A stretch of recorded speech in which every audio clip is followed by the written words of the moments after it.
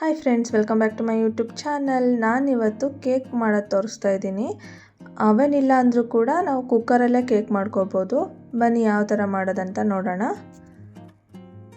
ನಾನು just 3 ingredients use ಮಾಡಿಕೊಂಡು cake ಮಾಡೋದು ತೋರಿಸ್ತಾ ಇದ್ದೀನಿ. ತುಂಬ ಈಸಿಯಾಗಿ ಮಾಡ್ಕೊಳ್ಬೋದು. ನಾನಿಲ್ಲಿ 1 ಕಪ್ ಮಿಲ್ಕ್ ತೊಗೊಂಡಿದ್ದೀನಿ, ಬಿಸ್ಕೆಟ್ಸ್ ತೊಗೊಂಡಿದ್ದೀನಿ ಮತ್ತು ಅರ್ಧ ಸ್ಪೂನಷ್ಟು ಸೋಡಾ ಪುಡಿ ತೊಗೊಂಡಿದ್ದೀನಿ.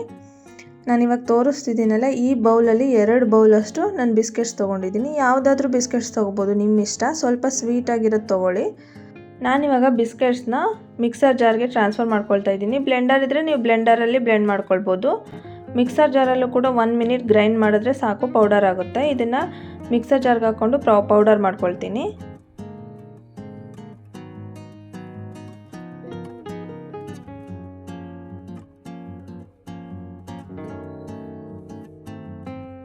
ನೋಡಿ, ಈ ಥರ ಪೌಡರ್ ಮಾಡ್ಕೊಳ್ಬೇಕು. 1 ಮಿನಿಟ್ ಅಷ್ಟು ಗ್ರೈಂಡ್ ಮಾಡಿದ್ರೆ ಈ ಥರ ಪೌಡರ್ ಆಗುತ್ತೆ. ಇವಾಗ ಈ ಪೌಡರ್ಗೆ ನಾನು ಹಾಲು ತೊಗೊಂಡಿದ್ನಲ್ಲ, ಅದು ಹಾಲು ಕೂಡ ಹಾಕ್ಕೊಂಡು ಚೆನ್ನಾಗಿ ಬ್ಲೆಂಡ್ ಮಾಡ್ಕೊಳ್ತೀನಿ. ಕಂಪ್ಲೀಟ್ 1 ಗ್ಲಾಸ್ ಫುಲ್ ಹಾಲು ಹಾಕಿ ಬ್ಲೆಂಡ್ ಮಾಡ್ಕೊಳ್ಬೇಕು. ನೋಡಿ, ಈ ಥರ ಬ್ಲೆಂಡ್ ಮಾಡ್ಕೋಬೇಕು. ಇವಾಗ ನಾನು ಇದನ್ನು ಒಂದು ಬೌಲ್ಗೆ ಟ್ರಾನ್ಸ್ಫರ್ ಮಾಡ್ಕೊಳ್ತಾ ಇದ್ದೀನಿ.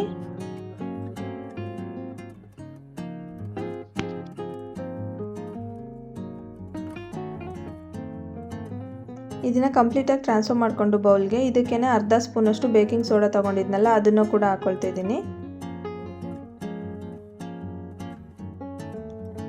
1 ಸ್ಪೂನಷ್ಟು ಹಾಲು ಹಾಕ್ಕೊಳ್ತಾ ಇದ್ದೀನಿ. 1 ಸ್ಪೂನ್ ಹಾಲು ಮತ್ತು ಅರ್ಧ ಸ್ಪೂನಷ್ಟು ಸೋಡಾ ಹಾಕ್ಕೊಂಡು ಇದನ್ನು ಚೆನ್ನಾಗಿ ಮಿಕ್ಸ್ ಮಾಡ್ಕೊಳ್ಬೇಕು. ಒಂದು 2 ಮಿನಿಟ್ಸ್ ಚೆನ್ನಾಗಿ ಮಿಕ್ಸ್ ಮಾಡ್ಕೊಳ್ಳಿ. ಸೋಡಾ ಎಲ್ಲ ಚೆನ್ನಾಗಿ ಮಿಕ್ಸ್ ಆಗಬೇಕು.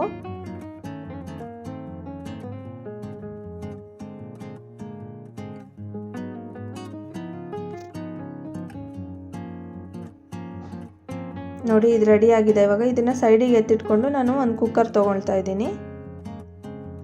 ಕುಕ್ಕರ್ ತೊಗೊಂಡು ಕುಕ್ಕರ್ಗೆ ಆಯಿಲ್ ಗ್ರೀಸ್ ಮಾಡ್ಕೊಳ್ತೀನಿ. ಕುಕ್ಕರ್ ಫುಲ್ಲು ಸೈಡಲ್ಲಿ ಎಲ್ಲ ಚೆನ್ನಾಗಿ ಆಯಿಲ್ ಗ್ರೀಸ್ ಮಾಡ್ಕೊಳ್ಬೇಕು. ಇವಾಗ ಒಂದು ಬೇಕಿಂಗ್ ಪೇಪರ್ ತೊಗೊಂಡು ನಾನು ಇದನ್ನು ಕುಕ್ಕರ್ಗೆ ಪ್ಲೇಸ್ ಮಾಡ್ಕೊಳ್ತಾ ಇದ್ದೀನಿ. ಇದನ್ನು ನೀಟಾಗಿ ಪ್ಲೇಸ್ ಮಾಡ್ಕೊಳ್ಬೇಕು, ಈವನ್ ಆಗಿ.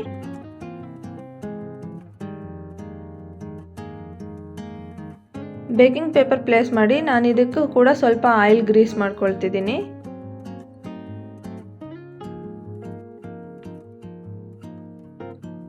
ಇವಾಗ ರೆಡಿ ಮಾಡಿ ಇಟ್ಕೊಂಡಿದ್ನಲ್ಲ ಮಿಕ್ಸ್ಚರು, ಅದನ್ನು ಇದಕ್ಕೆ ಈವನ್ ಆಗಿ ಸ್ಪ್ರೆಡ್ ಮಾಡ್ಕೊಳ್ತೀನಿ. ಕುಕ್ಕರ್ಗೆ ಹಾಕ್ಕೊಳ್ತೀನಿ ಇದನ್ನು.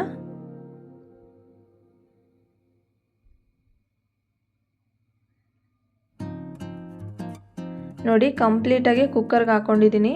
ಕುಕ್ಕರಲ್ಲಿ ಅದನ್ನು ಈವನ್ ಆಗಿ ಸ್ಪ್ರೆಡ್ ಮಾಡ್ಕೊಳ್ಳಿ. ಇದನ್ನೆಲ್ಲ ಹಾಕಿದ್ಮೇಲೆ ಇವಾಗ ಸ್ಟವ್ ಮೇಲೆ ಒಂದು ದಪ್ಪ ತಳದ್ದು ತವ ಇಟ್ಕೊಳ್ಬೇಕು.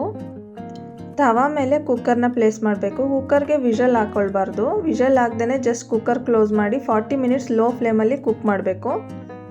ಲೋ ಫ್ಲೇಮಲ್ಲೇ ಮಾಡಬೇಕು, ಹೈ ಫ್ಲೇಮಲ್ಲಿ ಇಲ್ಲ ಮೀಡಿಯಮ್ ಫ್ಲೇಮಲ್ಲಿ ಮಾಡಬೇಡಿ. ಕರೆಕ್ಟ್ 40 ಮಿನಿಟ್ಸ್ ಆದಮೇಲೆ ಕುಕ್ಕರ್ ರಿಮೂವ್ ಮಾಡಿ ನಿಮಗೆ ತೋರಿಸ್ತೀನಿ ಎಷ್ಟು ಚೆನ್ನಾಗಿ ಬಂದಿರುತ್ತೆ ಕೇಕ್ ಅಂತ. ನೋಡಿ, 40 ಮಿನಿಟ್ಸ್ ಆಗಿದೆ. ನೋಡಿ ಎಷ್ಟು ಚೆನ್ನಾಗಿ ರೆಡಿಯಾಗಿದೆ ಅಂತ. ಇದೇ ಥರ ಬರುತ್ತೆ. ನೀವು ಟೈಮಿಂಗ್ಸ್ ನೋಡ್ಕೊಂಡು ಕರೆಕ್ಟ್ 40 ಮಿನಿಟ್ಸ್ ಆದಮೇಲೆ ಸ್ಟವ್ ಆಫ್ ಮಾಡ್ಕೊಳ್ಳಿ. ಇವಾಗ ನಾನು ಇದನ್ನು ಒಂದು ಚಾಪಿಂಗ್ ಬೋರ್ಡ್ ಮೇಲೆ ನಾನು ಟ್ರಾನ್ಸ್ಫರ್ ಮಾಡ್ಕೊಳ್ತಾ ಇದ್ದೀನಿ. ನೀವು ಪ್ಲೇಟ್ ಮೇಲೆ ಟ್ರಾನ್ಸ್ಫರ್ ಮಾಡ್ಕೊಳ್ಬೋದು. ಚಾಪಿಂಗ್ ಬೋರ್ಡ್ ಆದರೆ ಈಸಿಯಾಗಿ ಚೆನ್ನಾಗಿ ಬರುತ್ತೆ ಅಂತ ನಾನು ಅದ್ರ ಮೇಲೆ ಟ್ರಾನ್ಸ್ಫರ್ ಮಾಡ್ಕೊಳ್ತಾ ಇದ್ದೀನಿ. ನೋಡಿ, ಕುಕ್ಕರ್ಗೆ ಆಯಿಲ್ ಗ್ರೀಸ್ ಮಾಡಿರೋದ್ರಿಂದ ಎಷ್ಟು ಈಸಿಯಾಗಿ ಬಿಟ್ಕೊಳ್ಳುತ್ತೆ. ಮತ್ತು ಈ ಬಟರ್ ಪೇಪರ್ ಹಾಕಿರ್ತೀವಲ್ಲ, ಇದನ್ನು ನಿಧಾನವಾಗಿ ರಿಮೂವ್ ಮಾಡ್ಕೊಳ್ಬೇಕು. ನಾನು ಇದನ್ನು ನಿಧಾನವಾಗಿ ಇದನ್ನು ತೆಗಿತಾ ಇದ್ದೀನಿ.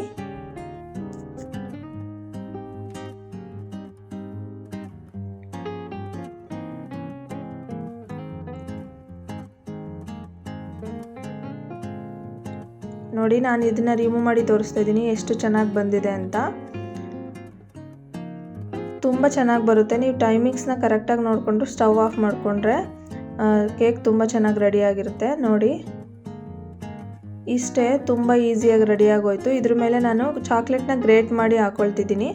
ನಿಮಗೆ ಇದು ಆಪ್ಷನಲ್ಲು, ನೀವು ಬೇಕಂದರೆ ಹಾಕ್ಕೊಳ್ಳಿ, ಇಲ್ಲಾಂದರೆ ಪರವಾಗಿಲ್ಲ, ಹಂಗೆ ತಿನ್ಬೋದು. ಹಾಕಿದರೆ ತುಂಬ ಚೆನ್ನಾಗಿರುತ್ತೆ. ಇದನ್ನು ಕಟ್ ಮಾಡಿ ಕೂಡ ನಿಮಗೆ ತೋರಿಸ್ತಿದ್ದೀನಿ ಎಷ್ಟು ಸಾಫ್ಟಾಗಿ ಎಷ್ಟು ಚೆನ್ನಾಗಿ ಬಂದಿದೆ ನೋಡಿ. ನೀವು ಕೇಕ್ನ ಮನೇಲಿ ಟ್ರೈ ಮಾಡಿ, ಇದೇ ಪ್ರೊಸೀಜರ್ ಫಾಲೋ ಮಾಡಿ ಟ್ರೈ ಮಾಡಿ, ತುಂಬ ಚೆನ್ನಾಗಿ ಬರುತ್ತೆ. ಮಕ್ಕಳಿಗೆ ಕೂಡ ತುಂಬ ಇಷ್ಟ ಆಗುತ್ತೆ. ಟ್ರೈ ಮಾಡಿ ನನಗೆ ಕಮೆಂಟ್ ಸೆಕ್ಷನಲ್ಲಿ ತಿಳಿಸಿ ಯಾವ ಥರ ಬಂತು ಅಂತ. ಈ ವಿಡಿಯೋ ನಿಮಗೆಲ್ಲ ಇಷ್ಟ ಆಗಿದ್ದರೆ ಲೈಕ್ ಮಾಡಿ, ಫ್ರೆಂಡ್ಸ್ ಆ್ಯಂಡ್ ಫ್ಯಾಮಿಲೀಸ್ ಜೊತೆ ಕೂಡ ಶೇರ್ ಮಾಡ್ಕೊಳ್ಳಿ. ನೋಡಿ ಎಷ್ಟು ಚೆನ್ನಾಗಿ ಬಂದಿದೆ. ನನ್ನ ತಮ್ಮ ಕೂಡ ಕೇಕ್ ತಿಂದ್ಬಿಟ್ಟು ತುಂಬ ಇಷ್ಟಪಟ್ಟ, ತುಂಬ ಚೆನ್ನಾಗಿದೆ ಅಂತ ಹೇಳ್ದ. ಬೇರೆ ಬೇರೆ ರೆಸಿಪೀಸ್ಗೋಸ್ಕರ ನನ್ನ ಚಾನಲ್ನ ಸಬ್ಸ್ಕ್ರೈಬ್ ಮಾಡ್ಕೊಳ್ಳಿ. Thanks for watching. ಚೆನ್ನಾಗಿದೆಯಾ? ಸೂಪರ್ ಆಗಿದೆ, ಫುಲ್ ಸಾಫ್ಟ್ ಆಗಿದೆ.